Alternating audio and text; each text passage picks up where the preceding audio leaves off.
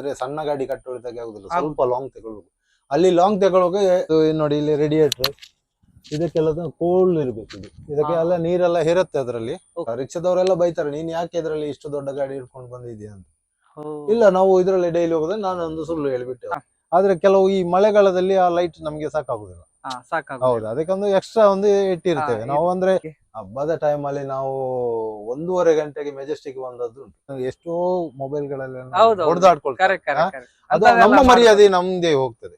ಹೌದಾ, ಶೇರಡಿ ಘಾಟಿ ಆಗ ಅದು ನೋಡಿದ್ರೆ ನಮ್ಗೆ ಭಾರಿ ಸಾಹಸ. ಒಂದು ಸಕಲೇಶ್ವರ ಹೋಗುದು, ಈ ಗ್ಲಾಸ್ ಗಳನ್ನು ಫುಲ್ ಆಗಿ ಓಪನ್ ಮಾಡಿ ತೊಂದ್ರೆ ಇಲ್ಲ ನಮ್ಗೆ. ಅದರಿಂದ ಸ್ಕ್ರೀನ್ ಹೊರಗಡೆ ಹಾರುವಾಗ ಏಕಂ ಗೇಜ್ ನೋಡ್ಕೊಂಡೇ ಇಳಿಸೋರಿದ್ರು, ಗೇರಲ್ಲೇ ಇಳಿಸ್ಬೇಕು. ಈ ಲಾರಿ ಲೋಡ್ ಗಾಡಿಗಳು ಇಳಿಸ್. ಆದ್ರೆ ನಾನು ಹೋದ್ರೆ ಫಸ್ಟಿಗೆ ಅಲ್ಲಿ ಹೋಗಿ ಅದನ್ನೆಲ್ಲ ಬಿಟ್ಟು ಮತ್ತೆ ನಾನು ಮನೆ ಒಳಗೆ ಹೋಗ್ಬೇಕು, ಇಲ್ಲಾಂದ್ರೆ ಬಿಡುವುದೇ. 100% ಅನಾಹುತ ಅದರಲ್ಲೇ ಹೆಚ್ಚಾಗಿ ಆಗುದು. ಅದು ನಾನು 3 ಗಂಟೆ, ಬೆಳಿಗ್ಗೆ ನಾನು 5 ಗಂಟೆಗೆ ಹೋದವ 8 ಗಂಟೆ ತನಕ ರಿವರ್ಸ್ ತರ್ಲಿಕ್ಕೆ ಅಷ್ಟು.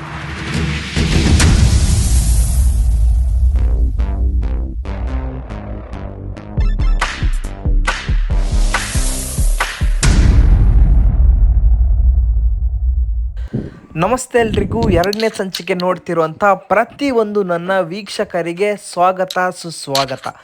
ನಮ್ಮ ರಾಜಣ್ಣನ ಫಸ್ಟ್ ಎಪಿಸೋಡನ್ನು ನೀವೆಲ್ಲ ನೋಡಿ ತುಂಬ ಇಷ್ಟ ಆಗಿ ನನಗೆ ಕೆಲವೊಂದೆಲ್ಲ ಕಮೆಂಟನ್ನು ಮಾಡಿದ್ದೀರ, ಇವ್ರದ್ದು ಸೆಕೆಂಡ್ ಪಾರ್ಟನ್ನು ಮಾಡಿ ಅಂತ. ಸೊ ಅದಕ್ಕೋಸ್ಕರ ನಾನು ಇವಾಗ ಸೆಕೆಂಡ್ ಪಾರ್ಟನ್ನು ಮಾಡ್ತಿದ್ದೇನೆ.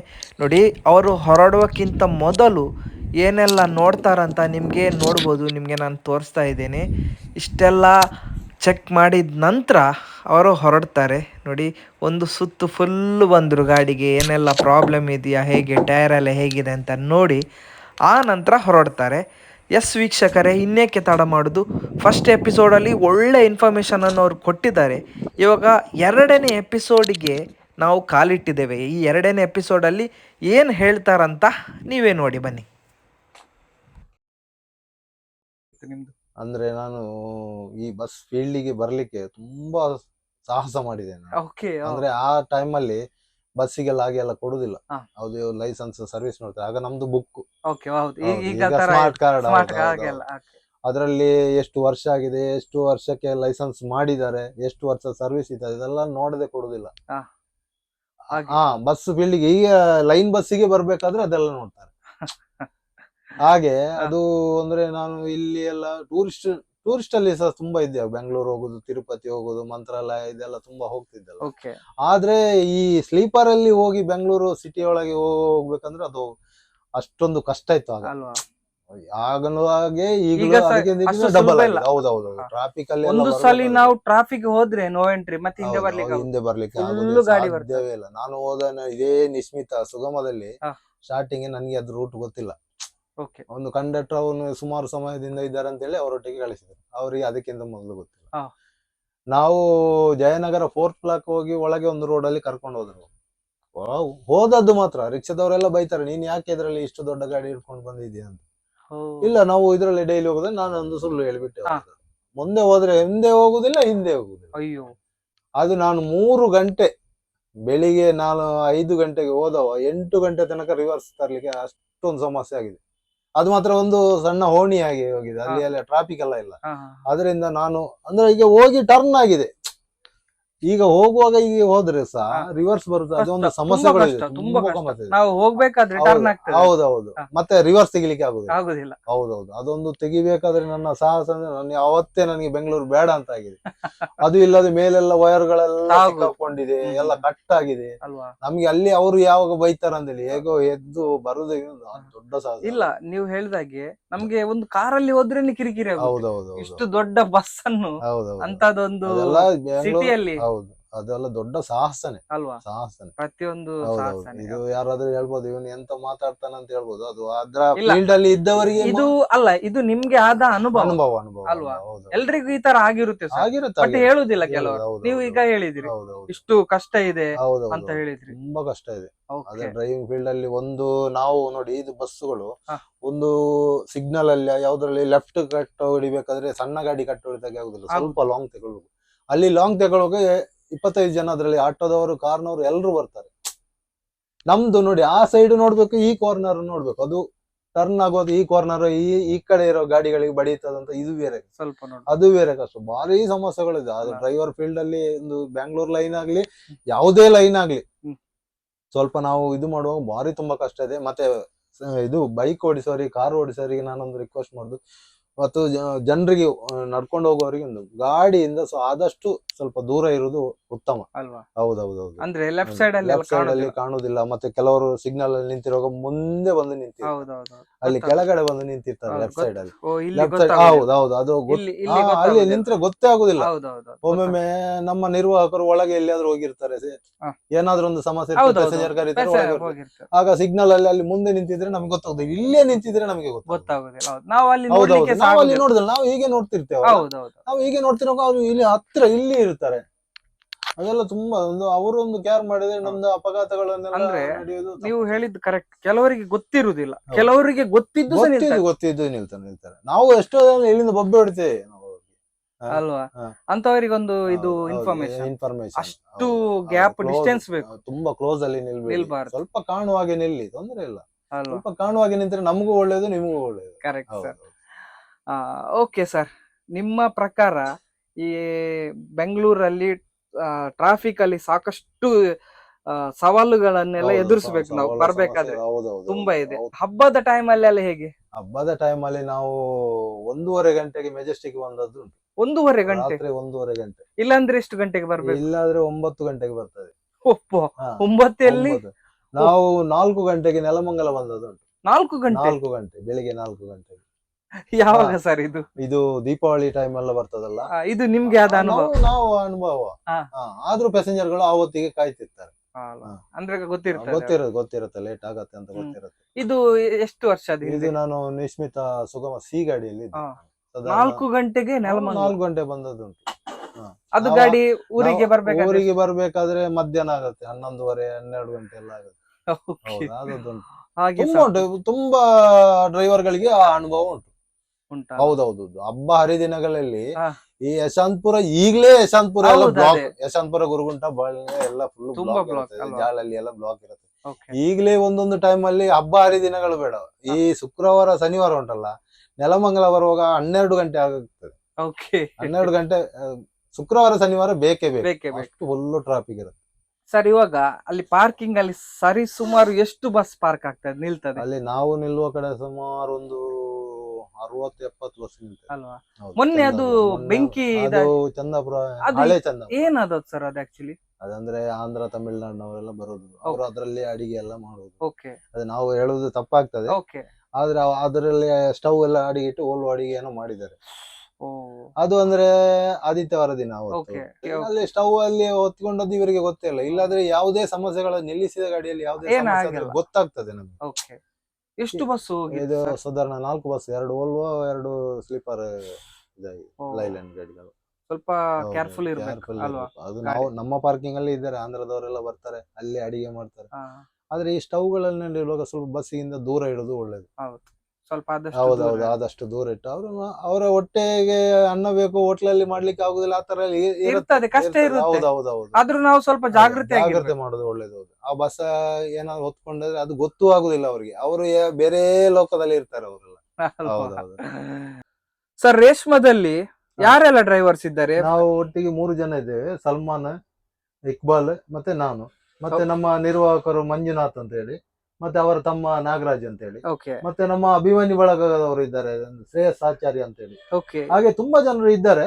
ಹಾಗೆ ನಮ್ಮೊಟ್ಟಿಗೆಲ್ಲ ಒಳ್ಳೆ ರೀತಿಯಲ್ಲಿ ನಾವು ಎಲ್ಲ 5-6 ಜನ ಒಂದೇ ರೀತಿಯಲ್ಲಿ ಓಡಾಡ್ತಾ ಇದ್ದೇವೆ ಈಗ ಬಸ್ಸಿನಲ್ಲಿ. ಎಲ್ಲ ಬಂದ ಪ್ರಯಾಣಿಕರಿಗೆ ಒಳ್ಳೆ ರೀತಿಯಲ್ಲಿ ಎಲ್ಲ ಇದು ಮಾಡ್ಕೊಂಡು. ಹಾಗಾದ್ರೆ ಒಂದು ಬಸ್ಸಿಗೆ 3 ಜನ ಚಾಲಕರು, 2 ಜನ ನಿರ್ವಾಹಕರು. ಮತ್ತೆ ಏನಂದ್ರೆ ಈ ನಮ್ಮ ಪ್ರಯಾಣಿಕರಲ್ಲಿ ಒಂದು ವಿನಂತಿ, ಈ ಗ್ಲಾಸ್ ಗಳನ್ನು ಫುಲ್ ಆಗಿ ಓಪನ್ ಮಾಡಿ ತೊಂದರೆ ಇಲ್ಲ ನಮ್ಗೆ. ಅದರಿಂದ ಸ್ಕ್ರೀನ್ ಹೊರಗಡೆ ಹಾರುವಾಗ ಅದು ನಮ್ಗೆ ಇಲ್ಲಿ ವಾಹನ ಚಲಾಯಿಸಲಿಕ್ಕೆ ತುಂಬಾ ಕಷ್ಟ ಆಗ್ತದೆ. ಆ ಸ್ಕ್ರೀನ್ ಅನ್ನು ಎರಡನ್ನು ಒಟ್ಟು ಮಾಡಿ ಕಟ್ಟಿದ್ರೆ ನಿಮ್ಗೆ ಗಾಳಿ ಬರ್ತದೆ, ನಮ್ಗೆ ಯಾವುದೇ ತೊಂದರೆ ಆಗುದಿಲ್ಲ. ಏನಂದ್ರೆ ನಾವು ಈ ವೇಣೂರ್ ಸೈಡ್ ಎಲ್ಲ ಸಿಂಗಲ್ ರೋಡ್ ಅಲ್ಲಿ ಇದು ಸ್ಕ್ರೀನ್ ಹಾರ್ತಾ ಇರುವಾಗ ಯಾವ್ದೋ ಗಿಡಗಳಿಗೆ ಸಿಕ್ಕಾಕೊಂಡು ಅಥವಾ ಬೇರೆ ವಾಹನಗಳಿಗೆ ಸಿಕ್ಕಾಕಿದ್ರೆ ಅದು ಇಡೀ ಗ್ಲಾಸ್ ಈ ಸಟ್ ಎಲ್ಲ ಹೋಗ್ತದೆ, ಅದು ಅವರಿಗೆ ತಾಗುವ ಸಾಧ್ಯತೆಗಳು ತುಂಬಾ ಇದೆ. ಅದರಿಂದ ಆ ಸ್ಕ್ರೀನ್ ಒಂದು ಬಿಡುವಾಗ, ಗ್ಲಾಸ್ ಒಂದು ಓಪನ್ ಮಾಡುವಾಗ ಆ ಸ್ಕ್ರೀನ್ ಅನ್ನು ಒಳಗಡೆ ಜಾಗ್ರತೆ ಮಾಡಿ ಕಟ್ಟಿ. ನಿಮಗೆ ಬೇಕಾದ ವ್ಯವಸ್ಥೆಗಳನ್ನು ಬಸ್ಸಿನಲ್ಲಿ ನಮ್ಮ ಸಾಹುಕಾರಗಳು ಬೇಕಾದ ಹಾಗೆ ಮಾಡಿದ್ದಾರೆ. ಬಸ್ಸಿನಲ್ಲಿ ಈಗ ಯಾವ ವ್ಯವಸ್ಥೆಯೂ ಕಮ್ಮಿ ಇಲ್ಲ. ಎಲ್ಲ ವಾಶ್ರೂಮ್ ಆಯ್ತು ಅಂತೂ, ಈಗ ನಮ್ಗೆ ಚಾರ್ಜರ್ ಇದೆ, ಲೈಟಿಂಗ್ ಇದಕ್ಕೆ ಬೇಕಾದ ಹಾಗೆ ಮಾಡಿದ್ದಾರೆ ಅಲ್ವಾ. ಹಾಗೆ ಅದೆಲ್ಲ ಅದನ್ನು ಉಪಯೋಗಿಸುವ ಜವಾಬ್ದಾರಿ ನಿಮ್ದು. ಅದು ಯಾವ ತರ ಉಪಯೋಗಿಸುವಂತ ನಿಮಗೆ ಬಿಟ್ಟಿದ್ದು. ಇದೊಂದು ಪ್ರಯಾಣಿಕರಲ್ಲಿ ಗಮನ. ಆ ಸ್ಕ್ರೀನ್ ಒಂದು ಹೊರಗೆ ಹಾರದ ಹಾಗೆ ನೋಡ್ಕೊಂಡ್ರೆ ನಮ್ಗೆ ತುಂಬಾ ಉತ್ತಮ. ಅದು ಅಂದ್ರೆ ರಾತ್ರಿಯಲ್ಲಿ ಹೈವೇಲಿ ಅಂತೂ ಹೋಗುವಾಗ ಹಿಂದಿನ ಗಾಡಿಯ ಲೈಟಿಗೆ ನಮ್ಗೆ ಕಣ್ಣಿಗೆ ಲೈಟ್, ಈ ಮಿರರ್ ಅಲ್ಲಿ ನಮ್ಗೆ ಕಣ್ಣಿಗೆ ಲೈಟ್ ಹಾಕಿದಾಗೆ ಆಗ್ತದೆ. ವಾಹನ ಚಲಾಯಿಸಲಿಕ್ಕೆ ತುಂಬಾ ಕಷ್ಟ ಆಗ್ತದೆ. ಅದು ಎಲ್ಲಾ ವಾಹನ ಚಾಲಕರಿಗೂ ಅದೊಂದು ತಿಳಿದಂತ ವಿಷಯ. ಮತ್ತೆ ಒಂದು ಡ್ರೈವರ್ ನಿರ್ವಾಹಕರಿಗೆ ಸ್ವಲ್ಪ ರೆಸ್ಪೆಕ್ಟ್ ಕೊಡಿದೊಂದು ಕಲಿತರೆ ಒಳ್ಳೇದು. ಅದು ಎಲ್ರಿಗೆ ನಾನು ಹೇಳುದಿಲ್ಲ, 100ರಲ್ಲಿ 90 ಜನ ಒಳ್ಳೆಯವರು ಇರ್ತಾರೆ. ಎಲ್ಲರೂ ಡ್ರೈವರ್ ಕಂಡಕ್ಟರ್ಗಳಿಗೆ ಒಳ್ಳೆ ರೀತಿಯಲ್ಲಿ ಮಾಡ್ತಾರೆ. ಆದ್ರೆ ಒಂದು 10% ಜನಗಳು ಸ್ವಲ್ಪ ಅವ್ರಿಗೆ ಅವ್ರದ್ದೇನೆ. ಈಗ ನಾವು ಯಾರನ್ನು, ನಮಗೆ ಯಾರ ಪರಿಚಯ ಇಲ್ಲ, ಏನಿಲ್ಲ, ನಾವು ಅವರನ್ನು ಒಳ್ಳೆ ರೀತಿಯಲ್ಲೇ ಕೊಂಡೋಗ್ಬೇಕಂತ ನಾವು ಬರೋದು. ಅವ್ರ ಹತ್ರ ಒಳ್ಳೆ ರೀತಿಯಲ್ಲಿ ಮಾತಾಡುದು. ಅದು ಒಂದು 10 ನಿಮಿಷ 5 ನಿಮಿಷ ಬೇಗ ಬನ್ನಿ ಅಂತ ಹೇಳಿದ್ರೆ ಅವ್ರಿಗೆ ಸಿಟ್ಟು ಬರುತ್ತೆ. ನಾನು ಲೇಟ್ ಗಾಡಿ, ನಾನು ಅದಕ್ಕೆ ಮಾಡಿದೆ. ಲೇಟ್ ಗಾಡಿ ಅಂತ ಹೇಳಿದ್ರೆ ನಾನೊಂದು ಅವ್ರ ಹತ್ರ ರಿಕ್ವೆಸ್ಟ್, ಲೇಟ್ ಗಾಡಿ ಅಂದ್ರೆ ಈಗ ನಿಮ್ಗೆ 10 ಗಂಟೆಗೆ ಒಂದು ಬರ್ತಿರಾದ್ರೆ ನೀವು 9 ಗಂಟೆಗೆ ಗಾಡಿ ಬುಕ್ ಮಾಡಿ, ತೊಂದ್ರೆ ಇಲ್ಲ. ಈಗ 10 ಗಂಟೆಗೆ ಬುಕ್ ಮಾಡಿ, ಅದು ಗಾಡಿಯಲ್ಲಿ 10 ಗಂಟೆಗೆ ಬರ್ತಾ ಇದ್ದಾದ್ರೆ ನೀವು ನಿಮ್ದು ಆಫೀಸ್ 10 ಗಂಟೆಗೆ ಬಿಟ್ಟು ಬರೋದಾದ್ರೆ ನೀವು ಅಲ್ಲಿ ಒಂದು ಅರ್ಧ ಹಾಫ್ ಅನ್ ಅವರ್ ಬೇಕೇ. ನೀವು ಆದ್ರೂ ಮನೇಲಿ ಹೋಗಿ ಇನ್ನು ಪ್ಯಾಕ್ ಮಾಡ್ಬೇಕು, ಅದು ಮಾಡ್ಬೇಕು, ಇದು ಮಾಡ್ಬೇಕು. ಆದ್ರೆ ನಾನೊಂದು ರಿಕ್ವೆಸ್ಟ್ ಮಾಡುದು ನಿಮ್ಮ ಹತ್ರ, ಟೈಮಿಗೆ ಸರಿಯಾಗಿ ಒಂದು 10 ನಿಮಿಷ ಮೊದಲು ಬಂದ್ರೆ ನಿಮ್ಮ ಪ್ರಯಾಣವು ಸುಖವಾಗಿರ್ತದೆ. ಡ್ರೈವರ್ಗಳಿಗೆ ಯಾವ ತೊಂದರೆ ಇಲ್ಲ, ಪ್ಯಾಸೆಂಜರ್ಗಳಿಗೆ ಒಳ್ಳೆ ಆರಾಮಾಗಿ ನಿದ್ದೆ ಮಾಡ್ಕೊಂಡು ಹೋಗ್ಬೋದು. ಇದು ಅವರಿಗೋಸ್ಕರನೇ ಎಲ್ಲ ಮಾಡಿ, ಎಲ್ಲಾ ಫೆಸಿಲಿಟಿ ಇದೆ ಬಸ್ಗಳಲ್ಲಿ. ಎಲ್ಲಾ ಬಸ್ಗಳಲ್ಲಿ ಎಲ್ಲಾ ರೀತಿಯ ಸೌಕರ್ಯ ಮಾಡಿದ್ದಾರೆ. ಸರ್, ಇದೊಂದು ಡೌಟ್ ಇದೆ ನನ್ಗೆ. ಆಕ್ಚುಲಿ ಗೊತ್ತಿದೆ, ಬಟ್ ಕೆಲವೊಂದೆಲ್ಲ ನಮ್ಮ ಸಬ್ಸ್ಕ್ರೈಬರ್ನವರಿಗೆ ಡೌಟ್ ಇರುತ್ತೆ. ಇದು ಶೋಗೆ ಮೇಲೆ ಎತ್ತಿಡುದಾ ಅಥವಾ ಹೇಗೆ ಅಂತ ಡೌಟ್ ಇರುತ್ತೆ. ಏನ್ ಹೇಳ್ತೀರಾ? ಇದಂದ್ರೆ ಇಂಜಿನ್ ಗೆ ಸ್ವಲ್ಪ ಗಾಳಿ ಎಲ್ಲ ಬರ್ಬೇಕಾಗ್ತದೆ. ಇದನ್ನು ಕ್ಲೋಸ್ ಮಾಡಿದ್ರೆ ಗಾಳಿ ಹೋಗುದಿಲ್ಲ ಒಳಗೆ. ಅದು ನೋಡಿ, ಇಲ್ಲಿ ರೇಡಿಯೇಟರ್ ಇದಕ್ಕೆಲ್ಲ ಕೋಲ್ಡ್ ಇರ್ಬೇಕು. ಇದಕ್ಕೆ ಎಲ್ಲ ನೀರೆಲ್ಲ ಇರುತ್ತೆ ಅದರಲ್ಲಿ. ಆದ್ರೆ ನಾವು ಇದು ಬಂದ್ ಮಾಡಿದ್ರೆ ಉಂಟಲ್ಲ, ಗಾಳಿ ಹೋಗೋದು, ಬಿಸಿ ಆಗೋದು ತುಂಬಾ ಜಾಸ್ತಿ ಆಗ್ತದೆ. ಬಿಸಿ ಅದಕ್ಕೋಸ್ಕರ. ಹೌದು, ಅದಕ್ಕೋಸ್ಕರ. ಮುಖ್ಯವಾಗಿ ಇದು ಬಾಡಿ ಬಿಲ್ಡರ್ ಅಲ್ಲಿ ಇದು ಶೋಗೆ ಅಂತ ಬರೋದು. ಆದ್ರೆ ಶೋ ಅಂತ ಬರುದಂತ ಹೇಳಿದ್ರೆ ಇದು ಅದಕ್ಕೋಸ್ಕರನೇ. ಇಲ್ಲಿ ಓಪನ್ ಮಾಡ್ಬೇಕು, ಇದಕ್ಕೆ ಗಾಳಿ ಹೋಗ್ಬೇಕಂತಲೇ ಅವರು ಇದು ಮಾಡುದು. ಅದಕ್ಕೆ ಈ ತರ ಓಪನಿಂಗ್ ಆಗಿ ಮಾಡುದು. ಇಲ್ಲದ್ರೆ ಬಾರಿ ಎಲ್ಲ ಕ್ಲೋಸ್ ಬರುತ್ತೆ. ಇದು ನಮ್ದು ವೈಪರ್ಗೆ ನೀರು, ನಮ್ಮ ಗ್ಲಾಸಿಗೆ ನೀರು ಹಾಕಿ ಇಲ್ಲಿಂದ ಸಪ್ಲೈ. ಹೌದೌದು. ನಾವು ಈಗ ಅಂದ್ರೆ ಕೆಸರಲ್ಲಿ ಹೋಗಿರ್ತದೆ, ಸ್ವಲ್ಪ ಮಳೆ ಬರುವಾಗ ನಾವು ಒಂದು ಗಾಡಿ ಹಿಂದೆ ಹೋದ್ರೆ ಅದರಲ್ಲಿ ಕೆಸರು ಇರ್ತದೆ. ನಾವು ಆಗ್ಲೇ ವೈಪರ್ ಹಾಕಿದ್ರೆ ಸ್ಕ್ರಾಚಸ್ ಆಗ್ತದೆ. ಅದಕ್ಕೆ ಇದರಲ್ಲಿ ಆ ನೀರು ಅಲ್ಲಿ ವೈಪರ್ ಅಲ್ಲಿ ಇದು ಉಂಟು. ನಮ್ದು ಕಾರಣ ಸರ್, ಇದು ಈ ಲೈಟ್ ಅಲ್ಲಿ ನಿಮ್ಗೆ ಡ್ರೈವಿಂಗ್ ಮಾಡ್ಲಿಕ್ಕೆ ಆಗ್ತದ ಅಥವಾ ನೀವು ಇದನ್ನ ಹಾಕೊಳ್ತೀರಾ? ಆ ಲೈಟ್ ಅಂದ್ರೆ ಅದು ಪವರ್ಫುಲ್ ಲೈಟ್. ಅದು ಅದರಲ್ಲಿ ಆಗತ್ತೆ. ಆದ್ರೆ ಕೆಲವು ಈ ಮಳೆಗಾಲದಲ್ಲಿ ಆ ಲೈಟ್ ನಮ್ಗೆ ಸಾಕಾಗುದಿಲ್ಲ. ಹೌದು, ಅದಕ್ಕೊಂದು ಎಕ್ಸ್ಟ್ರಾ ಒಂದು ಇಟ್ಟಿರ್ತೇವೆ ನಾವು. ಅಂದ್ರೆ ಬೇರೆ ಎಲ್ಲಿ ಹಾಕೋದಿಲ್ಲ, ಮಳೆ ಬರುವ ಹೊತ್ತಿಗೆ ಸ್ವಲ್ಪ ಯೂಸ್ ಮಾಡ್ತೇವೆ. ಇದು ವೀರ ಕೋಚ್ ಅಲ್ಲ? ವೀರ ಕೋಚ್ ಸರ್. ನಿಮ್ಗೆ ಒಂದು ಖುಷಿಯಾಗುವಂತಹ ಒಂದು ಕೋಚ್ ಯಾವ್ದು ಡ್ರೈವ್ ಮಾಡ್ಲಿಕ್ಕೆ? ಸಾಧಾರಣ ನಾನು ಹೆಚ್ಚಾಗಿ ವೀರ ಕೋಚ್ ಅಲ್ಲಿ ಡ್ರೈವಿಂಗ್ ಮಾಡಿದ್ದು. ಮತ್ತೆ ದಾಮೋದರ್ ಸಹ ಒಳ್ಳೆ. ಹೌದೌದು, ಅವ್ರದ್ದು ಸಹ ಬಾಡಿ ಒಳ್ಳೆ. ನೀವು ಫಸ್ಟ್ ಗೆ ಮೊಟ್ಟ ಮೊದಲ ಬಿಟ್ಟಂತ ಗಾಡಿ ಯಾವ್ದು? ಬ್ಯಾಂಗ್ಳೂರ್ ಲೈನ್ಗೆ ದುರ್ಗಮ್ಮ. ಯಾವ್ದು ಕೋಚ್ ಇತ್ತದು? ಅದು ದಾಮೋದರ್. ಹೌದೌದು. ಈ ಏಕಂ ಡೋರ್ ಗಳು ಯಾವುದಿಲ್ಲ, ಆಗೆಲ್ಲ ಕೈಯಲ್ಲೇ ಹಾಕುದು. ಅದು ಹೇಗೆ ನೀವು ಮೇಂಟೈನ್ ಮಾಡ್ತೀರಿ? ಅದಂದ್ರೆ ನಮ್ದು ಕ್ಲೀನರ್ ಗಳು, ಕಂಡಕ್ಟರ್ ಗಳು ಇರ್ತಾರಲ್ಲ, ಅವರಿಂದ ಆ ಸೈಡ್ ಎಲ್ಲ ಅವ್ರಿಗೆ ಡೋರ್ ತೆಗಿಯೋದು ಹಾಕೋದೆಲ್ಲ ಅವ್ರಿಗೆ. ಈಗಾದ್ರೆ ಕಂಡಕ್ಟರ್ ಇಲ್ಲಾದ್ರೆ ನಮ್ಗೆ ಒಮ್ಮೊಮ್ಮೆ ಹೋಗ್ಲಿಕ್ಕೆ ಆಗ್ತದೆ. ಅದು ಏಕಂ ಡೋರ್ ಅಲ್ಲಿ ನಮ್ಮ ಕೈ ಹತ್ರನೇ ಇರ್ತದೆ ಅಲ್ವಾ? ಸರ್, ಒಬ್ರಿಗೆ ಬೆಂಗಳೂರಿಗೆ ಹೋಗ್ಲಿಕ್ಕೆ ಆಗುದಿಲ್ವಾ? ಅಂದ್ರೆ ಕಂಡಕ್ಟರ್ ಬೇಕೇವಾ? ಕಂಡಕ್ಟರ್ ಬೇಕೆ. ಕಂಡಕ್ಟರ್ ಬೇಕಂದ್ರೆ ಯಾವ್ದಾದ್ರು ಒಂದು ಸಮಸ್ಯೆಗಳು. ಒಬ್ರು ಹೋಗ್ಬೋದು, ಹೋಗ್ಲಿಕ್ಕೆ ಆಗುದಿಲ್ಲ ಅಂತಲ್ಲ, ಆದ್ರೆ ಅಷ್ಟೇ ಸಮಸ್ಯೆಗಳು ಇದೆ ಅಲ್ವಾ? ಅವರ ಲಗೇಜ್ ಇಟ್ಕೊಳ್ಬೇಕು, ಅವರನ್ನು ಕೆಲವರು ಲಗೇಜ್ ಡಿಕ್ಕಿಗೆ ಹಾಕ್ಬೇಕಾಗ್ತದೆ. ಮತ್ತೆ ಏನಾದ್ರು ಸಮಸ್ಯೆಗಳು ಆದ್ರೆ ಇಬ್ರು ಬೇಕಾಗುತ್ತೆ. ಒಂದು ಟೈರೇ ಪಂಚರ್ ಆಯ್ತು. ಹೌದೌದು. ಘಾಟ್ ಸೆಕ್ಷನ್ ಅಲ್ಲಿ ಏನಾದ್ರು ಕಂಡಕ್ಟರ್ ನವರದ್ದು ಅನಿವಾರ್ಯ ಇರ್ತದೆ ನಿಮ್ಗೆ ಡ್ರೈವ್ ಮಾಡ್ಬೇಕಾದ್ರೆ? ಅಷ್ಟಾಗಿ ಬರುದಿಲ್ಲ, ಜಾಮ್ ಆಗಿ ಸ್ವಲ್ಪ ಗಾಡಿಗಳು. ಮುಂಚೆ ಎಲ್ಲ ಈ ಕಟ್ಟೆ ಎಲ್ಲ. ಹೌದೌದು. ಶೇರಡಿ ಘಾಟಿ ಆಗೋದು ನೋಡಿದ್ರೆ ನಮ್ಗೆ ಭಾರಿ ಸಾಹಸ. ಒಂದು ಸಕಲೇಶ್ವರ ಹೋಗುದು ಅಂದ್ರೆ ಈಗಲೇ ಸುಮಾರು ಒಂದು 5 ವರ್ಷದ ಹಿಂದೆನೆ ದೊಡ್ಡ ಸಾಹಸಗಳಾಗ್ತಿತ್ತು. ಆತರ ಇತ್ತು, ರೋಡ್ ಆತರ ಇತ್ತು. ಈಗ ರೋಡ್ ಚೆನ್ನಾಗಿದೆ, ಕಟ್ಟೆ ಎಲ್ಲ ಕೊಡ್ತೀವಿ. ಹೌದೌದು. ಅದು ಕಂಡಲ ಘಾಟಿ ಅದು ನಾನು ಕೇಳಿದ್ರೆ ಮುಂಬೈ. ಹೌದೌದು. ಆದ್ರೆ ಈಗ ಆ ತರ ಇಲ್ಲ. ಕ್ಲಿಯರ್ ಇದೆ, ಕ್ಲಿಯರ್ ಇದೆ, ಏನು ಟೆನ್ಷನ್ ಇಲ್ಲ, ಟೆನ್ಷನ್ ಇಲ್ಲ, ಆರಾಮ್ಸೆ ಹೋಗ್ಬೋದು. ಆರಾಮಾಗಿ ಓಕೆ, ಹಾಗಾದ್ರೆ ಸರ್ ಮತ್ತೆ ಮುಖ್ಯವಾಗಿ ಇನ್ನೊಂದು, ಮುಂಚೆ ಎಲ್ಲ ಈ ವ್ಯಾಕಮ್ ಬ್ರೇಕ್ ಬರ್ತಿತ್ತು, ಇವಾಗೆಲ್ಲ ಏರ್ ಬ್ರೇಕ್ ಬಂದಿದೆ. ಹೌದೌದು, ಮೊನ್ನೆ ಫ್ಲೂಯಿಡ್ ಬ್ರೇಕ್ ಎಲ್ಲ ಬರ್ತದೆ. ಮುಂಚೆ ಫ್ಲೂಯಿಡ್, ಆ ನಂತರ ವ್ಯಾಕಮ್ ಬ್ರೇಕ್, ಹೌದು, ಇವಾಗ ಏರ್ ಬ್ರೇಕ್ ಬಂದಿದೆ. ಅಂದ್ರೆ ಇದು ABS, ಬೇಗ ಖಾಲಿ ಆಗುದಿಲ್ಲ. ಹೌದು, ABS ಅದ್ರಲ್ಲಿ ಬೇಗ ಖಾಲಿ ಆಗ್ತಿತ್ತಂತೆ. ಹೌದು, ಘಾಟಿ ಇಳಿಯೋತಿಗೆ ಭಾರಿ ಕಷ್ಟ ಆಗ್ತಿತ್ತು. ಈಗ ಅದನ್ನು ರಿಟೈರ್ಡ್ ನೋಡ್ತಾ ಬ್ರೇಕ್ ಬೇರೆ, ರಿಟೈರ್ಡ್ ಬ್ರೇಕ್ ಬೇರೆ ಇದೆ. ಈಗ ಎಲ್ಲ ಅಷ್ಟು ಏನು ತೊಂದರೆ ಆಗುದಿಲ್ಲ ನಮ್ಗೆ. ಅಂದ್ರೆ ಹೌದು. ಡ್ರೈವರ್ ನವರಿಗೆ ಅದೇ ಕೆಲಸ ಏಕಮ್ ನೋಡ್ಕೊಂಡು ಅಲ್ಲಿ ಏಕಮ್ ಗೇಜ್ ನೋಡ್ಕೊಂಡೇ ಇಳಿಸೋರು ಇದ್ರು, ಗೇರಲ್ಲೇ ಇಳಿಸ್ಬೇಕು. ಅಲ್ವಾ? ಈ ಲಾರಿ ಲೋಡ್ ಗಾಡಿಗಳು ಇಳಿಸ್ತಾರಲ್ಲ, ಹಾ, ಹಾ, ಹಾ. ಆ ತರ ಇಳಿಸುವ ಪರಿಸ್ಥಿತಿಗಳು ಅಲ್ವಾ? ಹೌದೌದು. ಓ, ಸಾಕಷ್ಟು ಈ ಡ್ರೈವರ್ಸ್ ನವರೆಲ್ಲ ತುಂಬಾ ಕಷ್ಟ ಪಡ್ತಿದ್ರು ಹೌದೌದು, ಮುಂಚೆ. ಡ್ರೈವರ್ಸ್ ಗಳಿಗೆ ಒಂದು ನಾನು ನಿಮ್ಮ ಮುಖಾಂತರ ಹೇಳುದಂದ್ರೆ, ಡ್ರೈವರ್ ಗಳಿಗೆ ತುಂಬಾ ಸಮಸ್ಯೆಗಳಿದೆ. ಓಕೆ, ದಾರಿಯಲ್ಲಿ ಹೋಗುವಾಗ ಅಲ್ಲಿ ಟ್ರಾಫಿಕ್ ಅಲ್ಲಿ ಎಲ್ಲಾ ಕಡೆ ಅವ್ರಿಗೆ ಒಂದು ಸ್ವಲ್ಪ ನೀವು ಸ್ವಲ್ಪ ರೆಸ್ಪೆಕ್ಟ್ ಕೊಟ್ರೆ ನಮ್ಗೆ ಒಳ್ಳೇದು. ಅಲ್ವಾ? ಎಲ್ಲಾ ಪ್ರಯಾಣಿಕರಾಗ್ಲಿ, ದಾರಿಯಲ್ಲಿ ಹೋಗುವವರು, ಬೇರೆ ಗಾಡಿ ನಾವು ಹಾಗೆ, ನಾನು ಬಾಕಿಯವ್ರಿಗೆ ಹೇಳುದು, ನಾವು ಡ್ರೈವರ್ಸ್ಗಳು ಹಾಗೆ, ಹಾ. ಬೇರೆ ಒಂದು ಗಾಡಿ ಓಡುವಾಗ ಅವನು ಹೋಗ್ತಾನೆ, ಅದ್ರ ಬಿಟ್ಟು ಕೊಡಿ. ಹೌದು, ಪಾಪ ಅವನು ಅವನಿಗೆ ಹೌದೌದು, ಅವನ ಸಮಸ್ಯೆಯಲ್ಲಿ ಹೋಗ್ತಾನೆ. ಕೆಲವೊಂದು ಗಾಡಿಗಳು ಘಾಟಿ ಸೆಕ್ಷನ್ ಆಗ್ಲಿ ಇಲ್ಲ ಆಗ್ಲಿ ಓವರ್ಟೇಕ್ ಮಾಡ್ತಿರೋ ಕೆಲವು ಗಾಡಿ ನಮ್ದೇ ಗಾಡಿ ಈಗ 80 ಲಾಕ್, 80 ನಂತರ ಹೋಗುದಿಲ್ಲ. ನಾವು ಒಂದು ಗಾಡಿ ಮೆಲ್ಲ ಹೋಗ್ತಿರ್ತದೆ, ಆ ಗಾಡಿಯನ್ನು ಓವರ್ಟೇಕ್ ಮಾಡುವಾಗ ಅವ್ನು ಇವನು ಬಂದ ಅಂತೇಳಿ ಮತ್ತೆ ಅವನು ಲೋಕ್ ಎಲ್ಲ ಇರಲ್ಲ, ಕೆಲವು ಗಾಡಿಗಳಿಗೆ ಲೋಕ್ ಎಲ್ಲ ಅವನು ಇನ್ನೂ ಫಾಸ್ಟ್ ಹೋಗುತ್ತೆ, ಆಗ ಅವನು ಬಿಟ್ಕೊಡುದಿಲ್ಲ. ಅದೊಂದು ಮಾಡ್ಬೇಡಿ. ಅವಾಗ ಮುಂದೆ ಬಂದ ಗಾಡಿಗೆ ತೊಂದರೆ ಆಗ್ತದೆ. ಹೌದೌದು, ಮುಂದೆ ಬಂದ ಗಾಡಿಗೆ ಮತ್ತೆ ಅಲ್ಲಿ ಏನಾದ್ರೂ ಒಂದು ಸಮಸ್ಯೆಗಳಾಗಿರ್ತದೆ, ಅದು ತುಂಬಾ ಸಮಸ್ಯೆಗಳಾಗ್ತದೆ. ಆಗಿರುವಾಗ ನಾವೇ ಆಗ್ಲಿ ಬಿಟ್ಟುಕೊಡಿ, ಒಂದು ನಿಮಿಷದಲ್ಲಿ ಅವು ಹೋಗಿ ಆಕ್ಸಿಲೇಟರ್ ಬಿಟ್ಟರೆ ಸಾಕು, ಅದು ಹೋಗ್ತದೆ. ಓವರ್ಟೇಕ್ ಮಾಡುವ ಗಾಡಿ ಆಕ್ಸಿಲೇಟರ್ ಬಿಟ್ಟರೆ ನಾವೇ ಆಗ್ಲಿ, ನಾನು ಬೇರೆ ಡ್ರೈವರ್ಗೆಲ್ಲ ರಿಕ್ವೆಸ್ಟ್ ಮಾಡೋದಲ್ಲ, ನಾವು ಸಹ ಹಾಗೆ. ಅದರಿಂದ ಇದೊಂದು ಮಾಡಿದ್ರೆ ಯಾವುದು ತುಂಬಾ ಅನಾಹುತಗಳು ಆ ತರ ಆಗ್ತದೆ. ಆಗದಾಗಿ ನಾವೇ ತಡೆಗಟ್ಟಬಹುದು. ಡ್ರೈವರ್ಗಳೇ ರೆಸ್ಪೆಕ್ಟ್ ಕೊಟ್ರೆ ಮಾತ್ರ ಅದು ಆಗುತ್ತೆ. ನಾವು ಬೇರೆಯವ್ರ ಹತ್ರ ನಾವು ನಮ್ಗೆ ರೆಸ್ಪೆಕ್ಟ್ ಕೊಡಿ ಅಂತ ಕೇಳೋದಕ್ಕಿಂತ ನಾವೇ ನಿರ್ವಾಹಕರಾಗ್ಲಿ, ಡ್ರೈವರ್ಗಳಾಗ್ಲಿ, ಅವರ ಒಂದು ರೆಸ್ಪೆಕ್ಟ್ ಕೊಟ್ಕೊಂಡ್ರೆ ತುಂಬಾ ಒಳ್ಳೇದು. ನಾನು ಈಗ ಸಿಟಿ ಬಸ್ ಇಲ್ಲೆಲ್ಲ ನೋಡಿದ್ದೇನೆ, ಬಸ್ ಎಷ್ಟೋ ಮೊಬೈಲ್ಗಳಲ್ಲಿ ಹೊಡೆದಾಡ್ಕೊಳ್ತಾರೆ. ಅದು ನಮ್ಮ ಮರ್ಯಾದೆ ನಮ್ದೇ ಹೋಗ್ತದೆ. ಅದು ಯಾರೋ ಒಬ್ಬ ಎಲ್ಲೋ ಕುತ್ಕೊಂಡು ಮೊಬೈಲ್ ಅಲ್ಲಿ ರೀಲ್ಸ್ ಮಾಡಿ ಅದನ್ನ ಹಾಕಿಬಿಡ್ತಾನೆ. ನಾವೇ ನೋಡಿ, ಅವರು ದುಡಿಯೋಕೆ ಬರೋದು, ನಾವು ದುಡಿಯೋಕೆ ಬರೋದು. ಅವರು ಒಂದು ನಾನೇ ಆಲೋಚನೆ ಮಾಡ್ಬೇಕು. ಹೌದಾ, ಅವ್ರು ಸಹ ನಮ್ಮಾಗಿ ಬಂದಿದ್ರ ಏನೋ 1 ನಿಮಿಷ 2 ನಿಮಿಷ ಹೆಚ್ಚು ಕಮ್ಮಿ ಆಗತ್ತೆ, ಅದರಲ್ಲಿ ನಾವು ಏನು ಮಾಡಕ್ಕಾಗ, ನಮ್ಗೆ ನಾವೇ ರೆಸ್ಪೆಕ್ಟ್ ಕೊಟ್ರೆ ಮತ್ತೆ ಅವ್ರು ಕೊಡ್ತಾರೆ. ಎಸ್ ವೀಕ್ಷಕರೇ, ನಮ್ಮ ರಾಜಣ್ಣನ ಒಂದು ಬಸ್ ಅಲ್ಲಿ ಯಾರೆಲ್ಲ ನೀವು ಟ್ರಾವೆಲ್ ಮಾಡಿದ್ದೀರಾ ನನ್ಗೆ ಒಂದು ಕಮೆಂಟ್ ಮೂಲಕ ತಿಳಿಸಿ. ನಮ್ಮ ರಾಜಣ್ಣನಿಗೆ ತುಂಬಾನೇ ಫ್ಯಾನ್ಸ್ ಇದ್ದಾರೆ, ತುಂಬಾನೇ ಮೋಸ್ಟ್ ಎಕ್ಸ್ಪೀರಿಯನ್ಸ್ ಚಾಲಕರು ಇವರು. ಹಾಗೇನೆ ಇವರ ರೇಷ್ಮಾ ಬಸ್, ಮುಂಚೆ ದುರ್ಗಮ್ಮ ಬಸ್, ಹಾಗೇನೆ ಭಾರತಿ ಬಸ್ ಅಲ್ಲಿ ಯಾರೆಲ್ಲ ಟ್ರಾವೆಲ್ ಮಾಡಿದ್ದೀರಾ ನನ್ಗೆ ಕಮೆಂಟ್ ಮೂಲಕ ತಿಳಿಸಿ, ಆಯ್ತಾ. ಇನ್ನೊಂದು ನಾನು ಇವರ ಬಗ್ಗೆ ಹೇಳ್ಬೇಕು, ಈ ಚಾಲಕ ಹುದ್ದೆ ಮಾತ್ರವಲ್ಲದೆ ಇವರ ಮನೆಯಲ್ಲೆಲ್ಲ ಕೆಲವೊಂದೆಲ್ಲ ನಾಯೆಲ್ಲ ಇದೆ, ಅದ್ರ ಬಗ್ಗೆ ನಾನು ಮಾಹಿತಿಯನ್ನು ನಿಮ್ಗೆ ನೀಡ್ತೇನೆ. ಸರ್, ನಿಮ್ಗೆ ನಾಯಿಯ ಕ್ರೇಜ್ ಇದೆಯಲ್ಲ, ತುಂಬಾ ಮನೆಯಲ್ಲಿ ನಾಯಿ ಇದೆ. ನಂದೇ ನಾಯಿ ಇದೆ, ಆದ್ರೆ ನಾನು ಹೋದ್ರೆ ಫಸ್ಟಿಗೆ ಅಲ್ಲಿ ಹೋಗಿ ಅದನ್ನೆಲ್ಲ ಬಿಟ್ಟು ಮತ್ತೆ ನಾನು ಮನೆಗೆ ಒಳಗೆ ಹೋಗ್ಬೇಕು, ಇಲ್ಲಾಂದ್ರೆ ಬಿಡುವುದೇ ಇಲ್ಲ. ಯಾಕಂದ್ರೆ ನಾನು ಸಾಧಾರಣ ಒಂದು 20 ನಾಯಿ ಸಾಕಿದ್ದೇನೆ. ಹೌದು, ನಾನು ನೋಡಿದ್ದೆ ಸ್ಟೇಟಸ್ ಅಲ್ಲಿ. ತುಂಬಾ ಖುಷಿ ಆಯ್ತು. ನಾನಂದ್ರೆ ಬ್ಯಾಂಗ್ಳೂರ್ ಲೈನ್ ಹೋದ ನಂತರ ನನಗೆ ನಾಯಿಗಳ ಸ್ವಲ್ಪ ಕ್ರೇಜ್ ಬಂತು. ಎಲ್ಲ ವಾಕಿಂಗ್ ಹಿಡ್ಕೊಂಡು ದೊಡ್ಡ ದೊಡ್ಡ ನಾಯಿ ಹಿಡ್ಕೊಂಡು ನೋಡಿ. ಹೌದೌದು, ಆ ನಾಯಿಗಳ ನೋಡುವಾಗ ನಮಗೂ ಒಂದು ನಾಯಿ ಸಾಕ್ಬೇಕಂತ ಹೇಳಿ ನಾನು ಸ್ಟಾರ್ಟಿಂಗ್ ಅಲ್ಲಿ ಬೆಂಗಳೂರಿಂದ ಒಂದು ನಾಯಿ ತಂದೆ. ಅದು ತಂದು ನನ್ನ 15 ವರ್ಷ ಏನೋ ನನ್ನ ಒಟ್ಟಿಗೆ ಇರ್ತದೆ.